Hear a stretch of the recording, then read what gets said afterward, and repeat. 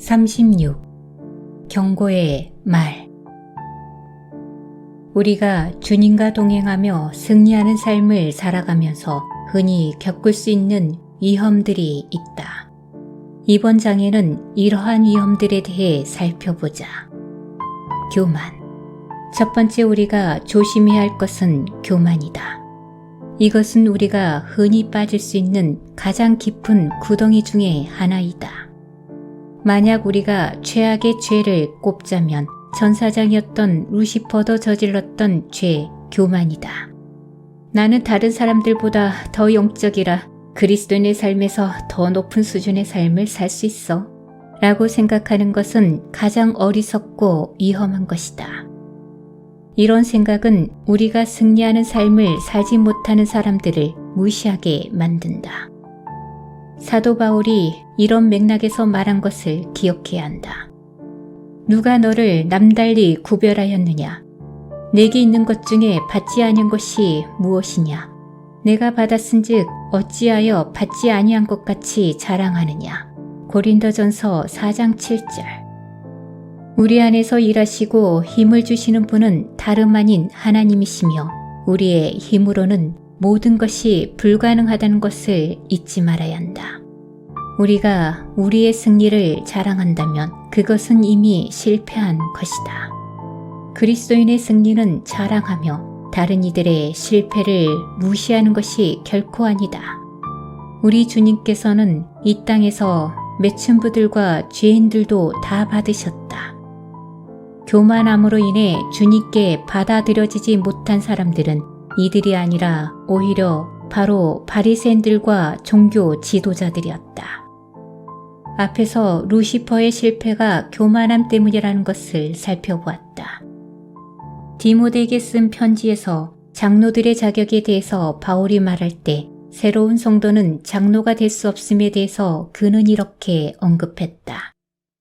새로 입교한 자도 말지니 교만하여져서 마귀를 정죄하는 그 정죄에 빠질까 하며 디모데전서 3장 6절. 승리하는 그리스도인의 삶을 진정으로 사는 사람은 언제나 겸손하다. 이런 사람은 언제나 바울의 경고를 기억한다. 그런즉 선줄로 생각하는 자는 넘어질까 조심하라. 고린도전서 10장 12절. 우리는 바울과 같이 위대한 사도조차도 계시를 받은 것이 너무 커서 자만해질까 두려워한다고 한 것을 볼 수 있다. 따라서 주님께서는 바울에게 육체의 가시를 주셔서 겸손하게 하셨다. 고린도후서 12장 7절. 편지를 쓸 때 그는 처음 인사말에서 자신을 성도 중에 가장 작은 자라고 칭하면서 언제나 겸손한 가운데 성장했다는 것을 말씀을 통해 볼 수 있다. 이것은 우리가 승리하는 삶을 살아갈 때 언제나 가져야 할 태도이다. 또한 겸손은 진정한 영성과 제자의 도를 보여주는 것이다. 하나님께서 우리가 승리하는 삶을 살 때 교만함에 빠지지 않도록 도와주시기를 바란다. 완벽하다는 착각. 우리가 언제나 주의할 위험들 중에 하나는 나는 지금 완벽해. 나는 넘어지지 않을 테니 더 이상 성장할 필요가 없어. 라고 자신을 완벽하게 생각하는 것이다. 정말 위험한 생각이다. 이런 사람은 위태로운 상태에 있는 것이다. 교만의 한 형태라고도 볼 수 있을 것이다. 마치 라오디게아 교회가 나는 부유해서 더 이상 아무것도 필요 없어라고 했던 상태와 같다. 이런 사람들은 자기 자신에게 무엇이 필요한지를 망각하며 동시에 다른 사람들의 실수와 죄들만 본다. 자기 자신의 영혼이 얼마나 빈곤한지는 모른다. 이런 상황은 우리 영적인 성장을 방해한다. 우리는 우리의 영적인 삶에 대해 결코 만족해서는 안 된다. 우리의 영성에 대해 만족하는 것은 큰 방해물이 된다. 진정한 영적인 성장은 계속해서 주님을 닮아가려고 노력하는 것이다. 우리가 영적으로 얼마나 성장하고 있던지 간에 주님을 닮아가는 길은 여전히 멀다. 우리가 거룩한 성품에 참여할수록 얻어야 할 거룩한 성품은 더 많다. 나는 이제 온전히 그리스도와 같아 라고 말할 수 있는 날은 없다. 그리스도인으로서 승리하는 삶을 살아갈수록 우리는 더욱 실패에 대해 민감해진다. 따라서 우리는 계속 승리를 경험하게 될 것이다. 사도 바울은 이런 면에서 우리의 본보기가 된다. 내가 이미 얻었다 함도 아니요 온전히 이루었다 함도 아니라 오직 내가 그리스도 예수께 잡힌 바 된 그것을 잡으려고 달려가노라.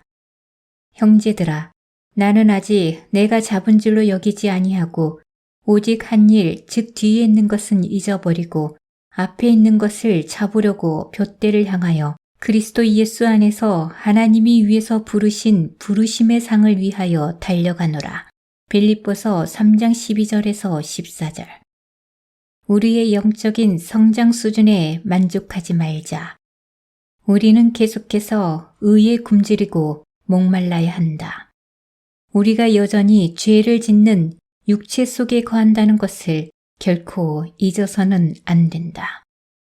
우리가 승리하는 삶을 살 때 어떤 죄들은 내가 더 이상 짓지 않으며 그것에 대해서는 완전히 승리할 수 있다는 확신이 드는 때가 있을 것이다.